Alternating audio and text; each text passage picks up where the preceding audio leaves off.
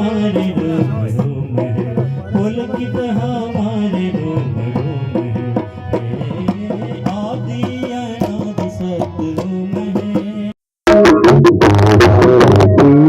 वंदे भारती वंदे भारती वंदे मातरम वंदे मातरम वंदे मातरम वंदे मातरम।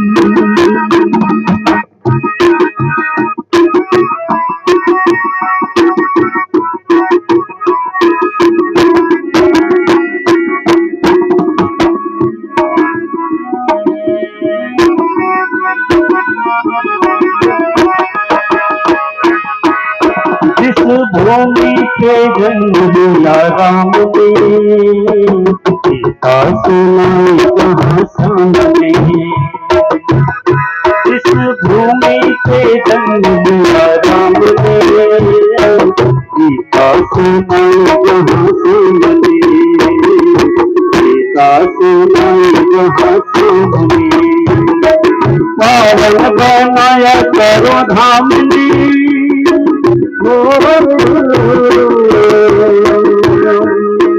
पावन बनाया करो धाम ने, स्वर्ग भी नारगी सामने। वंदे मातरम वंदे मातरम वंदे मातरम वंदे मातरम। सर पे ही मोरे का छत्र है, छत्र है, हाथों में है धोती छत्र है, हाथों में है धोती छत्र है। देश नहीं ऐसा अन्यत्र है। वंदे भारती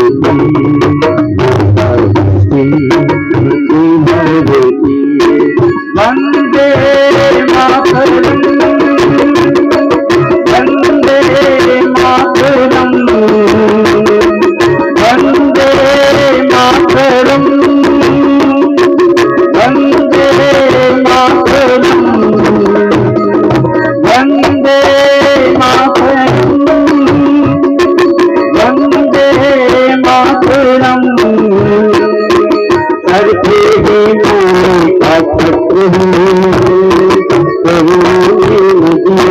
का छत्र है, सर पे ही मोरे का छत्र है, चरणों में नदियों छत्र है, हाथों में मोती छत्र है।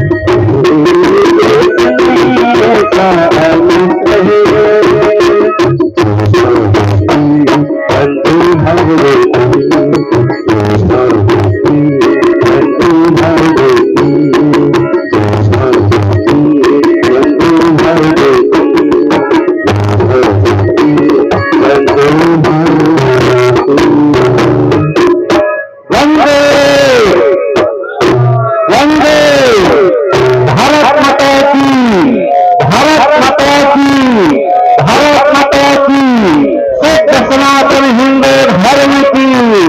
कृष्ण प्रणामी निजानंद संप्रदाय की, सब संतन की, सब भक्तन की, सब देवन की, आज की फल की। श्री कृष्ण प्रणामी निज दरबार चंडीगढ़ धाम से पधारे हुए श्रीमद् भागवत महापुराण के रसिक प्रवक्ता भागवत भास्कर परम पूज्य स्वामी श्री श्यामानंद जी महाराज श्रीमद् भागवत महापुराण की रसमयी कथा से आप सबको आनंदित करने हेतु व्यास मंच पर उपस्थित हो चुके हैं। उनको सादर प्रणाम करते हुए इसी क्रम में हमारे मध्य श्री कृष्ण प्रणामी विश्व परिषद दिल्ली के कार्यालय सचिव मीडिया प्रभारी आदरणीय धर्म प्रचारक श्री प्रकाश शर्मा जी उपस्थित थे। उनसे मैं सादर आग्रह करना चाहूंगा कि श्रीमद् तारतम वाणी के माध्यम से हमें लाभान्वित करने की कृपा करें कि तारतम वाणी धर्म के विषय में क्या कहता है, अध्यात्म के विषय में क्या कहता है, परमात्मा के विषय में, आत्मा के विषय में, जगत के विषय में, आदि आदि विषयों को समेट कर आप हमें कृतार्थ करने की कृपा करें। आप हमारे सादर आग्रह है। तत्पश्चात श्रीमद् भागवत महापुराण की रसमयी कथा का आनंद हम सब प्राप्त करेंगे। कृष्ण कन्हैया लाल की प्रणाम।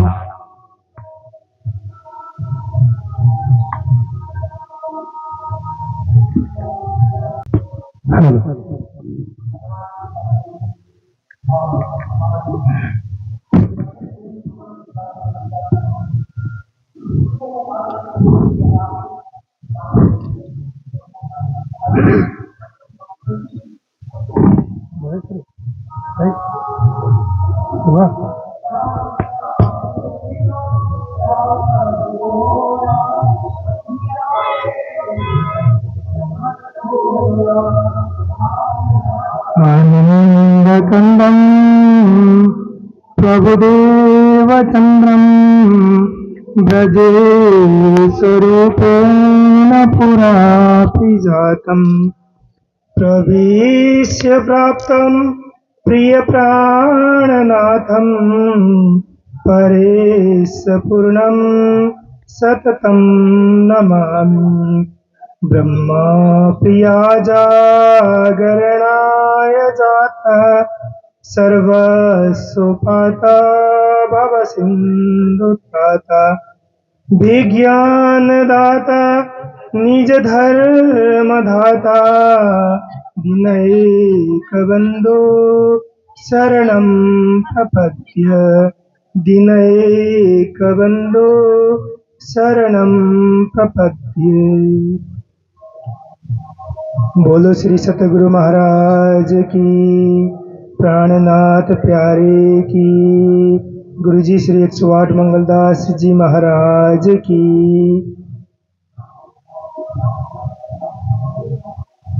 परम पूज्य परम सम्माननीय श्री कृष्ण प्रणामी निज दरबार चंडीगढ़ के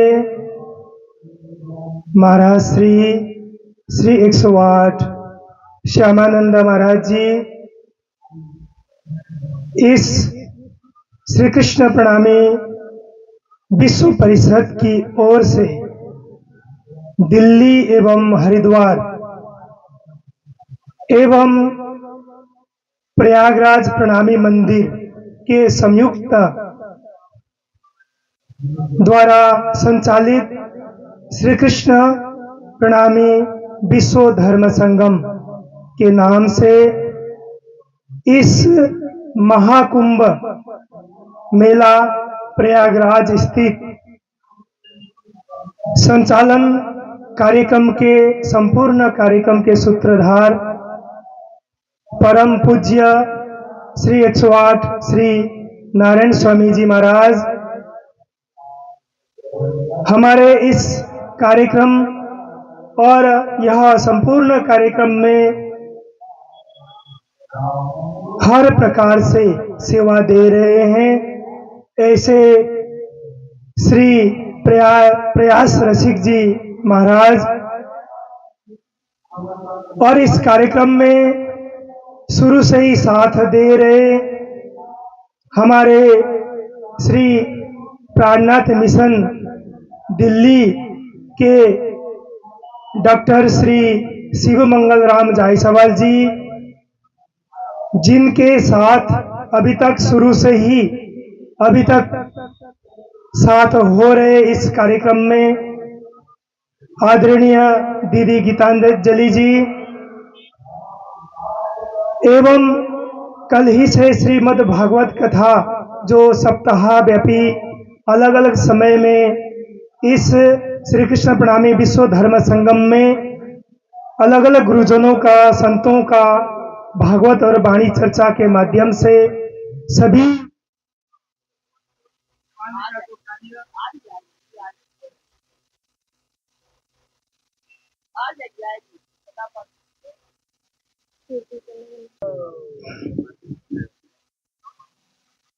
ऐसे श्रीमद् भागवत कथाकार आराध्या किशोरी एवं इस कार्यक्रम में प्रयागराज में महाकुंभ मेले के अवसर पर अपने संक्षिप्त कर्म एवं अलग अलग प्रकार के पापों को धोने के लिए या अपने को शुद्धिकरण करने के लिए पधारे हुए संपूर्ण भक्त समुदाय और हमारे बीच में मध्य प्रदेश से मस्तराम बाबा जी, प्रयागराज के ही दैनिक रूप में उपस्थित सुंदर साथ जी, वृंदावन, चंडीगढ़, अलग अलग स्थानों से पधारे संपूर्ण सुंदर साथ जी, सभी को करबद्ध कोटि कोटि प्रणाम करते हुए श्री कृष्ण प्रणामी विश्व परिषद का जो गठन हुआ था, परम पूज्य गुरुजी श्री 108 श्री मंगलदास जी महाराज सन 1985 में धाम गमन के पश्चात संपूर्ण उस समय के धर्म आचार्य गुरुजन सभी ने मिलकर सन 1987 में इस श्री कृष्ण प्रणामी विश्व परिषद का गठन हुआ था। उसके बाद लगातार श्री कृष्ण प्रणामी विश्व परिषद अनेक स्थानों में, अलग अलग जगहों में, भारत, नेपाल के अनेक जगहों में श्री कृष्ण प्रणामी निजानंद संप्रदाय का प्रचार प्रसार शिविर के माध्यम से हो या कोई धार्मिक गतिविधि के कारण से हो या सामाजिक कार्य के द्वारा हो, कोई आपदा में सहयोग करने के माध्यम से हो, इस प्रकार से चैरिटी का कार्य आगे बढ़ाती इस संस्था के द्वारा जा रहे हैं। इसी क्रम में अनेक जगहों में, नासिक हो, हरिद्वार हो, प्रयागराज का हर वर्ष लगने वाला माघ मेला हो या कुंभ मेला हो, महाकुंभ मेला हो, ऐसे में अनेक प्रकार से आयोजित कार्यक्रम को आयोजित कर सुंदर साथ को एकत्रित कर एवं महामती प्राणनाथ जी महाराज का जो सुख शीतल करो संसार पसरसी 14 भुवन, इस चौपाइयों को, ऐसे महान वाणियों को साकार करने के उद्देश्य से श्री कृष्ण प्रणामी विश्व परिषद के द्वारा कार्यक्रम संचालित है। इस कृष्ण प्रणामी विश्व परिषद में हमारे तीनों पूर्व के आचार्य महाराज श्री, द्वादश परमहंस के संपूर्ण महाराज श्री, गुरुजन एवं अलग अलग स्थानों के गुरुजन सभी और 108 मेंबर अलग अलग प्रांतों के, इनके द्वारा यह कृष्ण प्रणामी विश्व परिषद संचालित है। इसी क्रम में इस बार 144 वर्ष के बाद में जो महाकुंभ मेला एवं पूर्ण कुंभ मेला का जो एक अवसर उपस्थित हुआ है, इस अवसर में प्रयागराज में यह विशाल, कम से कम भी राउंड करेंगे तो 100 किलोमीटर होता होगा, अगर पूरा परिक्रमा करते हैं संगम से लेकर जहां पर भी मेला लगा हुआ है। ऐसे बहुत विशाल आयोजन में श्री कृष्ण प्रणामी विश्व परिषद के ही द्वारा इस स्थानों में अनेक कार्यक्रम के साथ हमें श्री कृष्ण प्रणामी विश्व धर्म संगम के द्वारा यह कार्यक्रम आयोजित है, जिसके अंतर्गत अलग अलग सप्ताह अलग अलग गुरुजनों का यहाँ पर बहुत विशाल रूप में कार्यक्रम संचालित होता है। इसी क्रम में श्री कृष्ण प्रणामी विश्व परिषद में मैं भी पिछले लगभग 25 वर्ष से परम पूज्य गुरुजी मोहन प्रियाचार्य जी के सानिध्य में कार्य कर रहा हूँ। दिल्ली में रहकर मुझे भी इस कार्यक्रम में आयोजन और सूत्रधार के द्वारा 2 शब्द वाणी के विषय में बोलने का एक अवसर प्रदान किया। इसके लिए साधुवाद कहते हुए महामती प्राणनाथ जी महाराज की जो 18,758 जो चौपाइयां हैं, इसके अंतर्गत कीर्तन ग्रंथ से मैं 2 शब्द कहने जा रहा हूं। महामती प्राणनाथ जी महाराज की जो दिव्य वाणी है, शाश्वत वाणी है, जब 1735 में महाकुंभ मेला हरिद्वार के अंतर्गत उपस्थित हुआ था और उसी क्रम में महामती प्राणनाथ जी महाराज अपने शिष्य मंडल को जागनी यात्रा के क्रम में दिल्ली होते हुए हरिद्वार पधारे। हरिद्वार में 4 महीने तक रहे और वहां पर रहकर सभी संतों को श्री कृष्ण प्रणामी निजानंद संप्रदाय का परिचय देते हुए सभी संप्रदाय के आचार्यों द्वारा महामती प्राणनाथ जी महाराज को बुद्ध निष्कलंक अवतार के रूप में स्वीकार किया गया और तब से लेकर हमारे कृष्ण प्रणामी निजानंद संप्रदाय में महाकुंभ मेला का भी बहुत बड़ा एक महत्व है, जिसमें महामती प्राणनाथ जी महाराज गंगा स्नान के लिए जमुना गंगा और सरस्वती संगम स्नान के लिए हर प्रकार के जो हमारे द्वारा हुए जो पापों को खत्म करने के लिए ये बाह्य जो शरीर है, शरीर का जो स्नान जल से होता है, पानी से होता है, लेकिन मन की जो शुद्धि, आत्मा की शुद्धि वाणी से होता है और उनकी जो शुद्ध तारतम वाणी उनके अंदर डूब जाने के बाद में अंदर निर्मल होता है। इन वाणियों के द्वारा आगे चौपाई में कहते हैं, अंदर नहीं निर्मल फेर फेर नहावे बाहर, कर दिखाई कोट बेर तोहे ना मिलो करतार।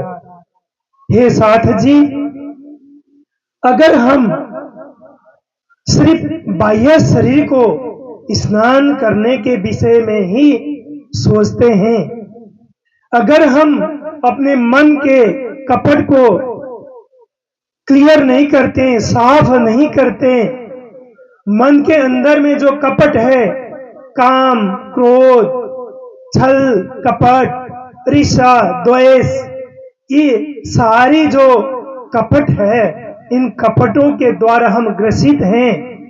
लेकिन हम बार बार गंगा में डुबकी लगाते हैं, बार बार यमुना में डुबकी लगाते हैं, बार बार संगम में आकर डुबकी लगाते हैं। तो महामती प्राणनाथ जी महाराज कहते हैं, अंदर नहीं निर्मल फेर फेर नहावे बाहर।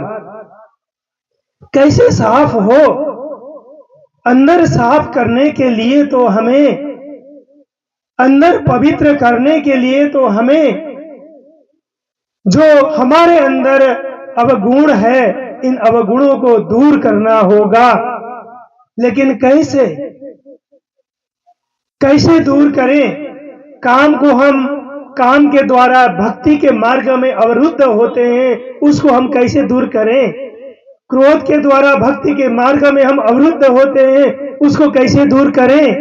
लोभ के द्वारा जो मार्ग अवरुद्ध हो रहा है, उसको हम कैसे दूर करें? महामती प्राणनाथ जी महाराज अंदर को जागृत करने की बात ऐसे करते हैं कि हमारे अंतर्गत जो काम है उसको रास्ता बदलकर भक्ति में लगाइए। जो हमारे अंदर जोश है, जो वीर रस के द्वारा, हम जोश के द्वारा आगे भक्ति के मार्ग में आए और उस कार्य को हम भक्ति में लगाए, परमात्मा के चरण शरण को प्राप्त करने के लिए लगाए, तो रास्ता बदल कर हम इसमें आए। इसी तरह क्रोध भी आता है, तो क्रोध को भी हम एक झटके में, दुनियादारी में नहीं, अगर हम दुनिया की छोटी छोटी बातों में उलझ कर रहेंगे, दुनिया ने क्या बोला, क्या कहा, किस बात पे कौन क्या कहता है, कौन बुरी बात कह रहा है, कौन भली बात कह रहा है, उसी में अगर हम उलझ के रहते हैं तो हम अपनी आत्मा को कल्याण नहीं करते।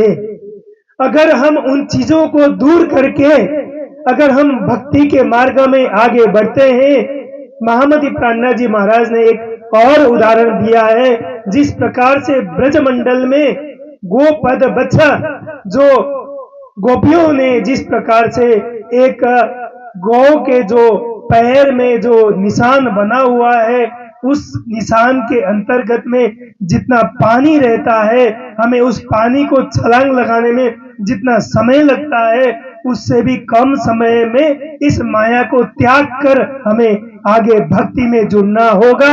और महामती प्राणनाथ जी महाराज जी कहते हैं, तभी हम सारे संसार को हम तुच्छ समझकर, सारे दुनिया को हम आत्मा के द्वारा सपनिक ब्रह्मांड समझकर अगर हम दिल से आगे बढ़ते हैं तो भक्ति मिलती है। भक्ति के द्वारा हम मुक्ति प्राप्त करते हैं। उन्हीं भक्ति के द्वारा हमारे अंतर्गत अंतस्करण को शुद्ध करते हैं। और बाहर नहाने के लिए जैसे पानी की जरूरत होती है, उसी तरह महामती प्राणनाथ जी की वाणी के द्वारा अंदर निर्मल होते हैं। कहते हैं, कर दिखाई कोट बेरा तो हे ना मिले करतार, हे साथ जी, हे भक्तगण, हे सुंदर साथ जी। अगर हम बाहर दिखावा करते हैं, आज हम इस प्रयागराज के पूरे क्षेत्र में भ्रमण करते हैं, तो हम अलग अलग जगह पर अनेक प्रकार के, हर प्रकार के जो ढोंग भी नजर आता है लोगों के। संतों के द्वारा एक बहुत बड़ी बात हो रखी है, एक भक्ति के मार्ग में, धर्म के मार्ग में, ज्ञान के मार्ग में, एक परम ज्ञान, परम विद्वान संतों के द्वारा एक तप और तपस्या के द्वारा पूरे जगत को एक पावन बना रखा है। तो दूसरी ओर कुछ लोग इस चीज को धूमिल करने के लिए हम अगर देखते हैं तो वहां पे जो आडंबर भी देखने को मिलता है। ऐसे ही महामती प्राणनाथ जी महाराज कहते हैं, कोट कर दिखाई कोट बेरा तो है ना मिलो करतार। अगर करतार परमात्मा को प्राप्त करना है, भगवान को प्राप्त करना है, श्री राजी महाराज को प्राप्त करना है, पूर्ण ब्रह्म अक्षरादित को प्राप्त करना है, तो हमारे अंतर्गत अंदर का जो अंतस्करण में जो धूमिल है, इस धूमिल को पवित्र करना होगा, साफ करना होगा। जितने भी सांसारिक अवगुण है, उन अवगुण का जो रास्ता है, मन जिधर भाग रहा है, मन में दो भाग होते हैं, एक अच्छा शुद्ध मन, एक अशुद्ध मन। जो अशुद्ध मन के द्वारा हम दुनियादारी में घूमते रहते हैं और उसी में उलझ कर रहते हैं, एक शुद्ध मन के द्वारा उस अशुद्ध मन को भी साधना के द्वारा, सिद्धि के द्वारा वापस खींच कर हम परमात्मा के चरण में अर्पित कर सकते हैं, अपने आप को उनके चरण शरण में प्राप्त कर सकते हैं। और उसके बाद में हमारा बाहर नहाना भी और अंदर नहाना भी सफल हो जाता है। महामती प्राणनाथ जी महाराज कहते हैं, कोट करो बंदगी बाहर हो निर्मल, तोलो न पीऊ पाइए जोलो न साधे दिल। दिल को साधने की बात यहाँ पर कहा जा रहा है। हमारे पास में जो उच्चक उठी के इस संसार में देवी देवताएं को मानव से ऊपर माना जाता है, और देवी देवताओं के बाद में जो सृष्टि है 84 लाख योनियां, इस सृष्टि के अंतर्गत ये मानव चोला है। मानव शरीर है। इस मानव शरीर को विवेक भी दिया है, ज्ञान बुद्धि के साथ में विवेक भी है, हमें क्या करना और क्या नहीं करना। इसका स्पष्टीकरण, इसका जो साक्षात जो सोच है मानव में है। इसीलिए मानव की सृष्टि परमात्मा में ने जो निर्माण किया है, अपने तुरंत बाद जो पूरी सृष्टि में जितने भी जीव हैं उन सब का पालन पोषण सब कुछ करने की क्षमता मानव जीवन को दिया हुआ है। मानव ही कर्म करते हैं, उसी कर्म के द्वारा सारी सृष्टि में, यावत सृष्टि में सभी लोग भूखे नहीं रहते, सभी लोगों को खाने को मिलता है कुछ न कुछ। इसीलिए मानव को उच्च माना गया है। और यहाँ पर मानव के अंतर्गत क्या चीज है? दिल है। सब कुछ तो सभी प्राणी के अंतर्गत है, लेकिन मानव में दिल है और विवेक साथ में दिया हुआ है। महामती प्राणनाथ जी महाराज जी कहते हैं, जोलो न साधे दिल।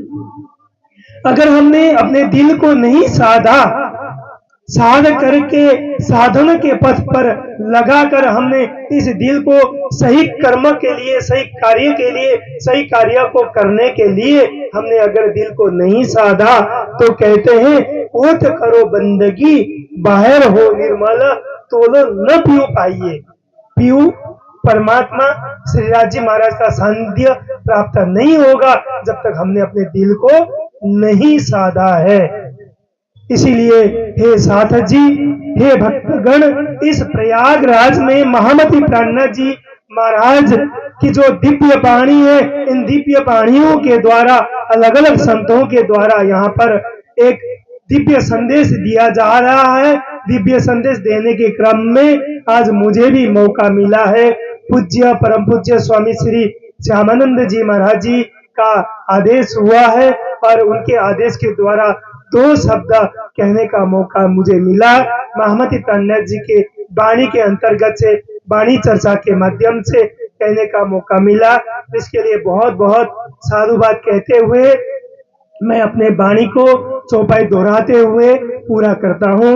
बोलो श्री प्राणनाथ प्यारे की, कोटा करो बंदगी, बाहरा हो निर्मला, बाहर हो निर्मल, तोलो न पियू पाइए, तोलो न पियो पाइए, जोलो न साधे दिल्ला, जोलो न साधे दिल्ला, जोलो न साधे दिल्ला। जोलो न साधे दिल। बोलो श्री प्राणनाथ प्यारे की, सतगुरु महाराज की, कृष्ण कन्हैया लाल की, गुरु जी श्री 108 मंगलदास जी महाराज की, सर्वे सुंदर साथ की प्रणाम। प्रसुप्तां संजीवयत्य खिल शक्तिधर स्वधाम्ना, अन्यासहस्तचरण श्रवण त्वगादिन, प्राणान्नमो भगवते पुरुषाय तुभ्यम्। अस्ति हि स्वस्तरुणी कराग्रविगलत् कल्पः प्रसूनाप्लुतम्, वस्तु प्रस्तुत वेणुनादलहरी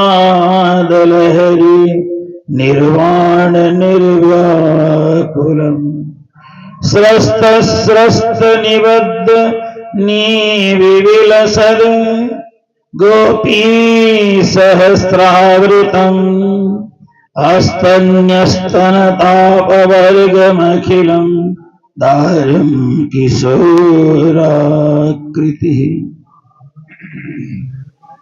गंगातरंग रमणीय जटाकलापम्,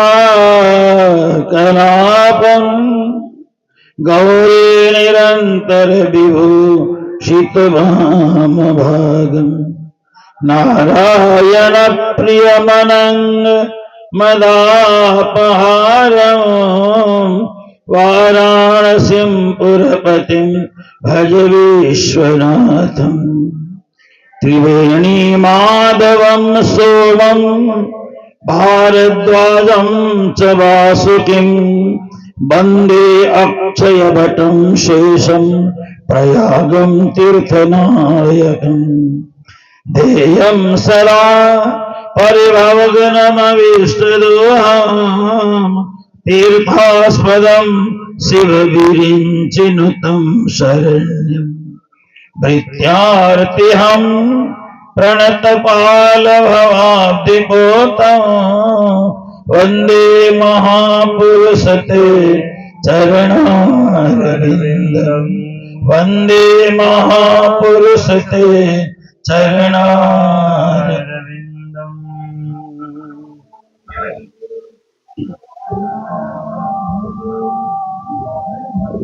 गोविंद जय जय गोपाल जय जय गोविंद जय जय गोपाल जय जय राधारमण प्रभु श्री कृष्ण जय जय राधारमण प्रभु श्री कृष्ण जय जय हे गोविंद जय जय गोपाल जय जय गोविंद जय जय गोपाल जय जय राधारमण प्रभु श्री कृष्ण जय जय राधारमण प्रभु श्री कृष्ण जय जय केशव की जय जय माधव की जय जय केशव की जय जय माधव की जय जय मोर मुकुट बंसी वाले की जय जय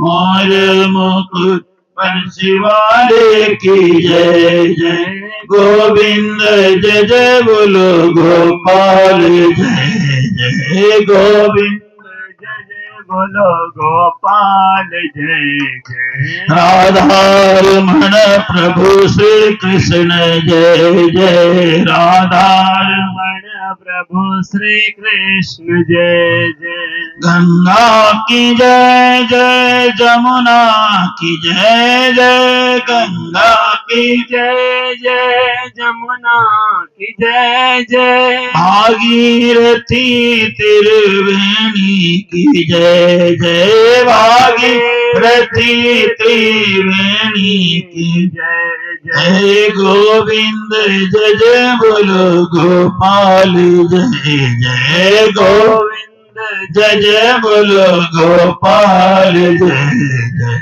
राधारमण प्रभु श्री कृष्ण जय जय राधारमण प्रभु श्री कृष्ण जय जय गोविंद जय जय बोलो गोपाल जय जय गोविंद जय जय बोलो गोपाल जय जय राधारमण प्रभु श्री कृष्ण जय जय राधारमण प्रभु श्री कृष्ण जय श्री वृंदावन बिहारी लाल की जय श्री बांके बिहारी लाल की श्री राधा वल्लभ लाल की जय श्री निजानंद स्वामी की जय श्री प्राणनाथ जी महाराज की श्री महाराजा छत्रसाल की जय गुरुजी मंगलदास महाराज की जय गौ माता की जय भारत माता की जय गंगा मैया की जय जमुना मैया की जय तीर्थराज प्रयाग की जय भारत के संतों की जय भारत के भक्तों की जय समस्त देवी देवताओं की जय स्थान देवता की जय सबके माता पिता की जय जय जय श्री राधे जय जय श्री राधे जय जय श्री राधे श्याम नंद नंदन श्याम सुंदर श्री कृष्ण चंद्र की यह साक्षात वांग्मयी प्रतिमूर्ति श्रीमद्भागवत महापुराण आप सभी को बड़ी सुंदर श्री प्राणनाथ जी की सारगर्भित बातें सभी सुंदर साथ के सामने रखने वाले हमारे परम प्रिय भाई श्री प्रकाश शर्मा जी, जो संपूर्ण विश्व कृष्ण प्रणामी विश्व परिषद के माध्यम से प्रणामी मीडिया को माध्यम बना करके इन सभी कार्यक्रम को, सभी संत गुरुजनों के कार्यक्रम को पूरे भारत ने विश्व में संचारित करते रहते हैं। इसी प्रकार से इस सारे कार्यक्रम का संचालन करने वाले पूज्य नारायण स्वामी जी महाराज, हमारे आदरणीय श्री प्रयास आर्य रसिक जी, हमारे आदरणीय यहाँ के स्थानीय पुजारी जी,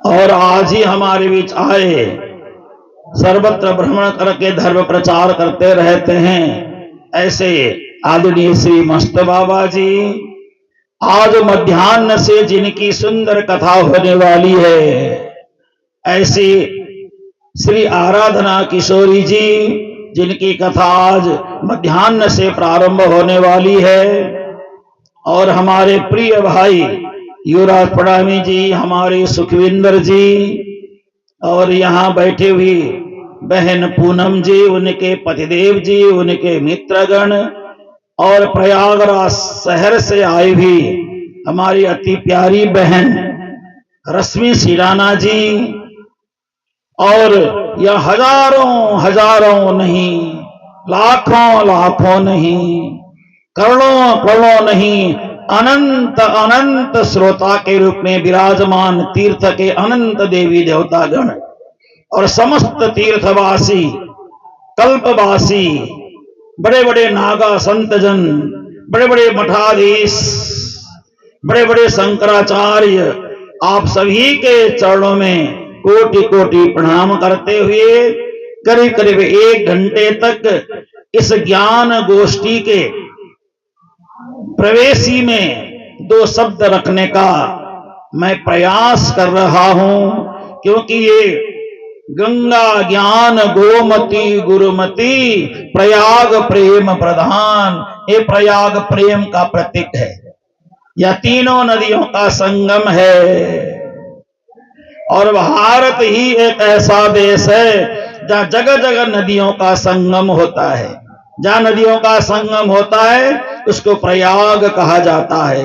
रुद्र प्रयाग, केशव प्रयाग, और यह सबसे बड़ा प्रयाग है। यहाँ पे 10 बड़े विशाल विशाल यज्ञ किए थे भगवान ब्रह्मा जी महाराज ने। यह बड़ी पावन पुण्य स्थली है। यहाँ का रज रज बोलता है, कण कण बोलता है। यहाँ के रग रग में, कण कण में भगवान के भक्तों की प्रविष्टि है। और इतना ही नहीं, ज्ञात अज्ञात सब जीव, सब आत्माएं, पवित्र आत्माएं इस समय इस प्रयागराज तीर्थ में जगह जगह जाकर के कथा रस का आस्वादन कर रहे हैं। अनंत अनंत श्रोतागण यहाँ विद्यमान हैं, जिनकी कोई संख्या का पारावार ही नहीं है। ऐसी पावन पुण्य स्थली पर हम जैसे सामान्य तुच्छ व्यक्ति कुछ बोल नहीं सकते, जिनके जुबान में रसना तो है लेकिन रस नहीं, नीरस है। जिनकी वाणी तो है लेकिन वाणी जन जन तक पहुंच नहीं सकती। सामान्य शब्दों में, सामान्य भाषा में इस पवित्र भूमि में अपनी रचना को पवित्र करने के लिए हम सब यहाँ पधारे हैं। कल आपने श्रवण किया, कृष्णाय प्रतिपत्याः भक्तिद्रेकं व्रजौकसां वासुदेवाय रामाय राज्ञे चोपायनान्यदा। देखिए भगवान कृष्ण ने क्या किया, कंस को मोक्ष दे दिया और जेल में पड़े हुए अपने नाना जी, अपने पिताजी, माताजी, सभी राजाओं को बंधन से मुक्त किया। और वहां पे जो भी धन हुआ वो सारा का सारा धन भगवान ने 3 लोगों में बांटा। नंद बाबा जो भी लेके आए थे वो सारा धन, और वहां जो भी धन एकत्र हुआ सारा धन श्री कृष्ण के आगे राजाओं ने अपना सर समर्पित किया। उनके आगे बड़े बड़े आभूषण, बड़ी बड़ी उपाधियां, बड़े बड़े उपहार समर्पित किए। प्रत्येक उपहार को भगवान ने 3 लोगों के बीच बांट दिया और भगवान उपाधि रहित बन करके बैठ गए। भगवान निरुपाधि हैं, कोई उपाधि भगवान में नहीं लग सकता। जैसे संतों के लिए शब्द प्रयोग किया जाता है श्री श्री 108, 1008, लेकिन भगवान को उपाधि से कोई मतलब नहीं है। भगवान आदि व्याधि उपाधि से बहुत ऊपर है, उनमें कोई उपाधि कोई सम्मान पहुंच नहीं सकता। मात्र आपकी भावना ईश्वर तक पहुंचती है, पर ब्रह्म तक आपकी भावना समर्पित होती है। उनको क्या उपाधि दें, उनके सामने क्या छोटा सा दीपक जलाएं जो सूर्य जला करके गर्मी हमें दे रहा है। उनके आगे 2 दिया जलाने से क्या होगा, कुछ नहीं होने वाला। लेकिन उस दिए में हमारी भावना समर्पित है। बस हम उनको प्रकाश नहीं दे सकते। जो सारे ब्रह्मांड को प्रकाश दे रहा है उसे हम प्रकाश क्या देंगे। जो सारे चराचर ब्रह्मांड को भोजन करा रहा है उसको हम क्या भोजन कराएंगे, है ना। जो सारे ब्रह्मांड को रास्ता दिखा रहा है उनको हम दर्पण क्या दिखाएंगे। जो सारे ब्रह्मांड के माथे में इज्जत सम्मान प्रतिष्ठा का चंदन लेप रहा है उसको चंदन का टीका क्या लगाएंगे परमात्मा को। ये तो हमें लगाना होता है, क्योंकि हम संसार के सामान्य प्राणी हैं। इसलिए हमें चिन्ह दिखाने के लिए ये पहनना बहुत आवश्यक है। चंदन लगाओ, प्रभु को अर्पित किया हुआ चंदन कहां फेंकें, सो माथे में लगाया जाए, है ना। इतना बड़ा प्रचंड तेज सूर्य देने वाले भगवान को क्या आरती करें। उसकी तो रोज आरती हो रही है, फिर भी आरती दिखाना होता है भगवान की प्रसन्नता के लिए, भगवान को आनंदित करने के लिए। हर प्रकार के फल में स्वाद भरने वाले परमात्मा को स्वाद से क्या लेना देना है ना। गुठली लगाते हैं, आम मीठा बन के प्रकट हो जाता है। लीची का दाना लगाते हैं, लीची में स्वाद परमात्मा भर देता है। देखिए, मिर्च जमीन में लगाते हैं, दाना तीखा बना करके परमात्मा प्रकट कर देता है ना। तो परमात्मा तो रसपूर्ण है, आनंद पूर्ण है, प्रेम पूर्ण है परमात्मा। परमात्मा में प्रेम का अधूरापन नहीं है, रस का अधूरापन नहीं है। रसो वही सह ब्रह्म, ब्रह्म में रस ही रस है, सदा रस है। उसको जल क्या चढ़ाएं हम, लेकिन सब हमारी भावना के द्वारा समर्पित है। हम परमात्मा को क्या चढ़ा सकते हैं, बस यही चढ़ा सकते हैं। मैं आप सबसे निवेदन करूं कि एक चीज परमात्मा को चढ़ा देना चाहिए जो हमने संसार में आकर के स्वयं कमाया है। क्या कमाया है हमने, अगर आप चिंतन करके देखें तो क्या कमाया। पैसा कमाया वो कोई कमाया नहीं है, धन कमाया वो भी कुछ कमाई नहीं, यही का था यही लिया यही दिया। अन्न कमाया परमात्मा ने दिया है। एक चीज है जो हमने बहुत ज्यादा मेहनत करके कमाया है ना। हमारे प्रभु दयाल जी महाराज यहां बैठे हैं, देखिए एक चीज हम बहुत मेहनत करके कमाते हैं। क्या कमाते हैं मेहनत करके, पाप। हम क्या कमाते हैं, पाप। छुपा छुपा के हम पाप करते हैं ना, वो परमात्मा को दिखाने चाहते हैं। हम पाप कमाते हैं, चोरी करते हैं, ठगते हैं, झूठ बोलते हैं। ये हमारी अपनी पर्सनल कमाई है, व्यक्तिगत कमाई है कि नहीं। आप स्वयं विचार करिए, पाप हमने कमाया, झूठ बोला तो पाप हमने कमाया। वो परमात्मा ने झूठ नहीं बुलवाया, वो हमने बोला। किसी की चोरी की, तो चोरी करने पर जो पाप लगा वो मैंने कमाया। तो जितने पाप मैंने कमाए हैं वो सारा पाप की पोटली परमात्मा को अर्पण कर दो और निष्पाप बन जाओ। बोले वृंदावन बिहारी लाल की। तो आप सबसे निवेदन है, ये चढ़ा पाएंगे, पाप चढ़ा पाएंगे परमात्मा को? जो सहेज करके रखा है, हमने संभाल करके रखा है, ऐसा ऐसा पाप किया है जो हम लोगों को नहीं बताते हैं। पता चलेगा तो हमारी बेइज्जती हो जाएगी, हमारी इज्जत डूब जाएगी। तो जो बोल नहीं पाते हैं, जो पाप कर्म हमने किया है, शराब पिया है, नशा किया है, मांसाहार किया है, झूठ बोला है, किसी को ठगा है, ये हमने बहुत मेहनत करके परिश्रम से कमाया है। झूठ बोलने में कितना मेहनत लगता है, किसी को परेशान करने में कितना मेहनत लगता है, किसी को मुक्का मारने में कितनी मेहनत करनी पड़ती है। ये हमने पाप संग्रह किया है। ये संग्रह किया हुआ पाप परमात्मा के चरणों में समर्पित कर दो। परमात्मा उस पाप को लेंगे और आपको पुण्य दे देंगे बदले में, है कि नहीं? मेरी बात समझ रहे होंगे ना? तो कहने का मतलब है, जो हमने मेहनत करके कमाया वह है पाप कर्म। पुण्य तो हम देंगे ही नहीं परमात्मा को, जाते समय साथ में लेके जाना पड़ेगा ना। भक्ति भी नहीं देंगे परमात्मा को, पाप जरूर चढ़ाना चाहिए। तो यह कुंभ का महापर्व अपने पाप को विश्रांति देने के लिए, पुण्य को अर्जित करने के लिए यहाँ पे ये संभव हुआ है, वो भी 144 वर्ष के बाद। वैसे तो हर साल यह माघ मेला होता है, हर 3 साल 6 साल में कुंभ मेला भी होता है, लेकिन ये महाकुंभ है। महाकुंभ का मतलब 144 साल के बाद आने के कारण इसे हम महाकुंभ कहते हैं। भगवान ने जो कमाया, जो मिला, भगवान ने क्या किया? 3 लोगों को बांटा। तो किस किस को बांटा?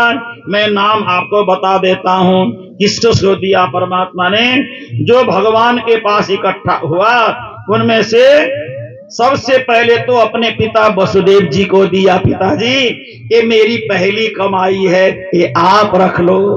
युद्ध जब जीता, कंस मारा गया, तो बहुत लोगों ने श्री कृष्ण को धन दिया, श्री कृष्ण के दासत्व को स्वीकार किया। तो जो बड़े बड़े राजा महाराजा सम्राट लोग आकर के दक्षिणा देते थे या जो कमाई होती थी, सबसे पहले वसुदेव जी को दिया। थोड़ा सा बचा तो बलराम जी को दिया, और बच गया उग्रसेन जी को दिया। बस तीनों को बांध करके स्वयं खाली हाथ रह गए भगवान। भगवान का नाम है ब्रह्मण्य देव, है ना, मातृपितृदेव।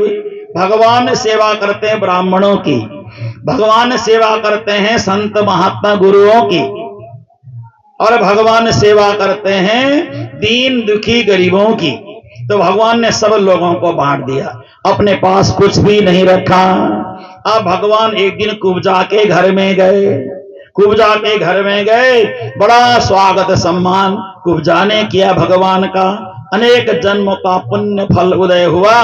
कुब्जा के पास जाकर के बैठे, बातचीत हुई। फिर उसके बाद अक्रूर जी के महल में गए।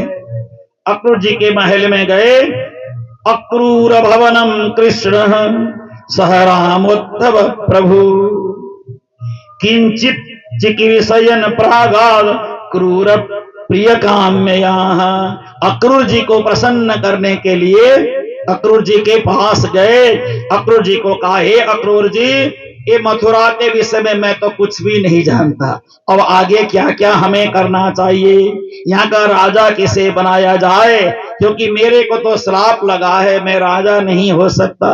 कृष्ण कभी राजा नहीं बने जीवन में। राजा है तो पूरे ब्रह्मांड में, पूरे विश्व में अगर कोई राजा है तो एक ही राजा है। उन राजा का नाम है राजा रामचंद्र। दूसरा राजा दुनिया में हो नहीं सकता। और दुनिया में एक ही सेवक है, सबकी सेवा करने वाले सेवक एक ही हैं, और वो सेवक का नाम क्या है? श्री कृष्ण चंद्र, वो सबकी सेवा करते हैं, सबका उद्धार करते हैं, सबकी सेवा करते हैं। रामचंद्र राजा, श्री कृष्ण चंद्र कहते हैं मैं सेवक हूं, और हम कृष्णचंद्र के भक्त बोलते हैं हम मालिक हैं। श्री कृष्ण चंद्र कहते हैं मैं तो सेवक हूं सबका। आपको पता है ना, जिस समय राजसूय यज्ञ किया गया युधिष्ठिर महाराज ने, उस समय भगवान ने 2 सेवा अपने हाथ में लिया। क्या क्या सेवा लिया होगा भगवान ने? माला पहनने की शोभा है ना, माला पहनना, अपना जय जयकार करवाना। क्या क्या सेवा लिया भगवान ने? जो भोजन करते हैं वहां संत महात्मा उनका जूठा पत्तल उठा करके फेंकने की सेवा, और आए हुए संतों के चरणों को धोने की सेवा, ये भगवान ने लिया। अब ये सेवा कोई लेना नहीं चाहता। जो संत महात्मा आते हैं उनके चरणों को धोने की सेवा देखिए, और जूठे पत्तल उठाने की सेवा भगवान ने लिया।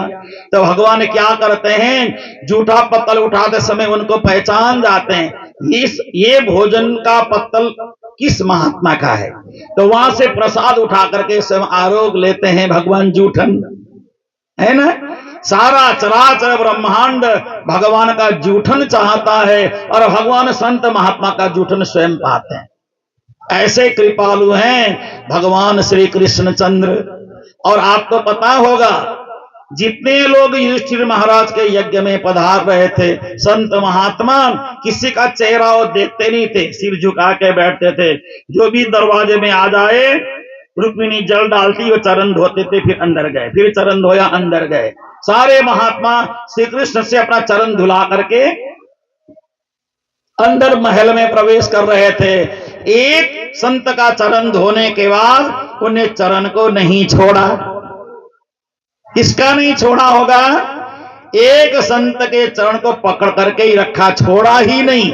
तो उन संत ने कहा, सिर में श्री कृष्ण के सिर में हाथ रख करके, हे प्रभु, आप मेरे चरण, आपके द्वारा मुझे अपना चरण धुलाया मैंने, ये तो बहुत बड़ा पाप कर्म मैंने किया, लेकिन अब ये सेवा आपने ली है तो मैं कुछ नहीं कह सका, लेकिन अब तो मेरा पैर छोड़ दीजिए, अब मुझे मुक्त कर दीजिए। तो भगवान कृष्ण कहते हैं नहीं, मैं आपके चरणों को नहीं छोड़ूंगा।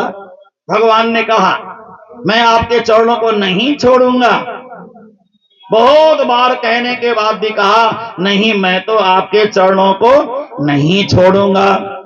जब बहुत परेशान हो गए, बहुत परेशान हो गए, ऋषि बड़े परेशान हो गए, नहीं नहीं हे प्रभु, आप मेरे चरणों को छोड़ दीजिए। तो भगवान कृष्ण ने कहा, हे ऋषिवर, मुझे एक वरदान दीजिए। तो वो ऋषि कहते हैं कि आप तो सबको वरदान देते हैं, मेरे से क्या वरदान मांग रहे हैं? नहीं, मुझे एक वचन दीजिए। क्या वचन? क्या वचन आप मांगना चाहते हैं? मांग लीजिए मेरे से वचन। उस समय कहा, जब मेरा परम भक्त, अत्यंत स्नेही भक्त परीक्षित को ऋषि के द्वारा श्राप लगेगा, उस समय 7 दिन कथा सुना करके उनको मुक्ति दे दीजिए। तो कौन है जिनका चरण पकड़ा था? भगवान कृष्ण ने सुखदेव जी महाराज का चरण पकड़ा और छोड़ा ही नहीं। जब वचन देने के बाद उनको कहा कि अंतिम समय मेरे परीक्षित को कथा सुना करके मुक्ति देने की जिम्मेदारी आप अपने कंधे में ले लीजिए। तो सुखदेव जी ने कहा, मैं तो कथा करता ही नहीं हूं, मैं तो भागवत कथा सुनाता ही नहीं हूं, मुझे भागवत कथा करना आता ही नहीं है, मैं तो भागवत कथा को अपने अंदर ही रमण करता रहता हूं, चिंतन करता हूं, लेकिन मैं सुनाता नहीं हूं, मैंने कभी भागवत सुना ही नहीं। जब कभी सुना ही नहीं तो मैं कैसे सुनाऊं?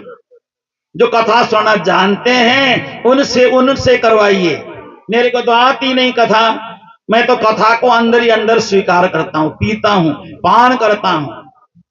भक्ति रस के कथा को मैं श्रवण करता हूं और अंदर पान करता हूं। नहीं नहीं, आपको सुनाना ही पड़ेगा। तो उस समय श्री कृष्ण के सिर में हाथ रख करके भगवान सुखदेव जी महाराज ने प्रतिज्ञा किया, वचन दिया, अवश्य सुनाऊंगा, अवश्य सुनाऊंगा और परीक्षित को मोक्ष दिला दूंगा।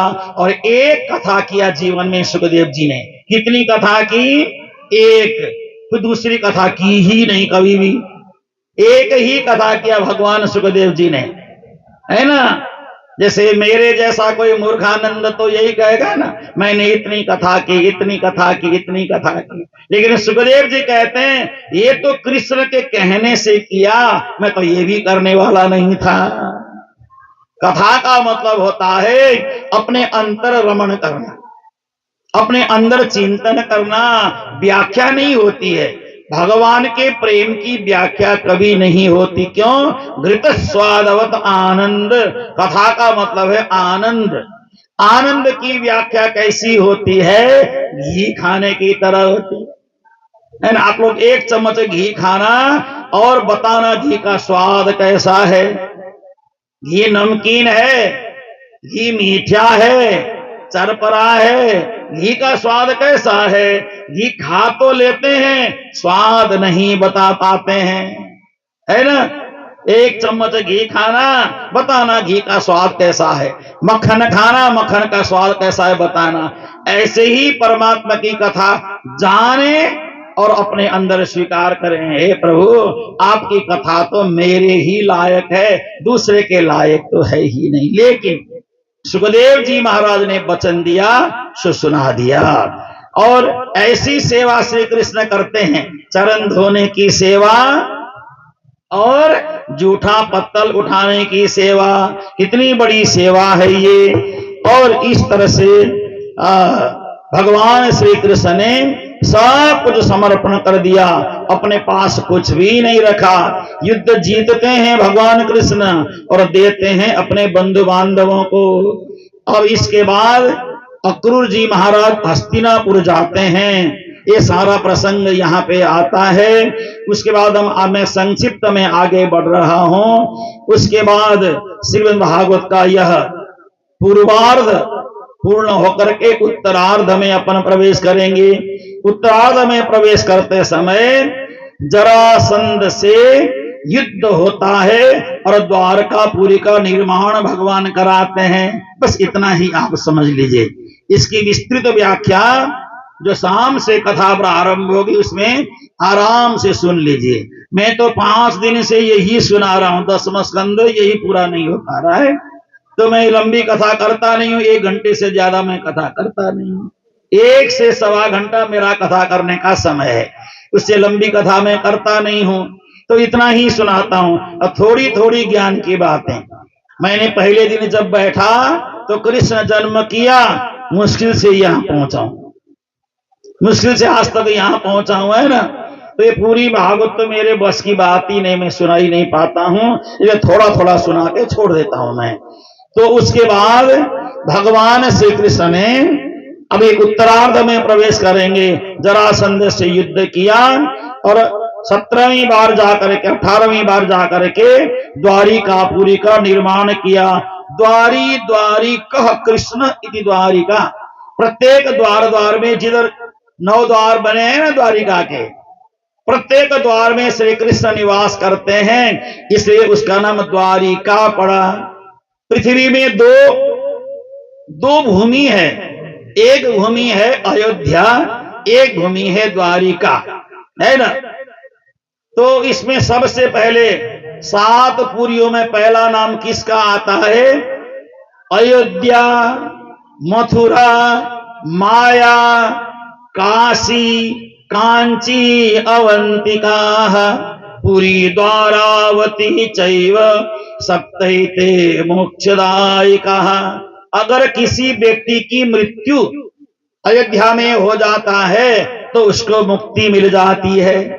मथुरा में किसी की मृत्यु हो जाती है, उसका भी, मथुरा मतलब वृंदावन मथुरा एक ही, उसकी भी मुक्ति हो जाती है।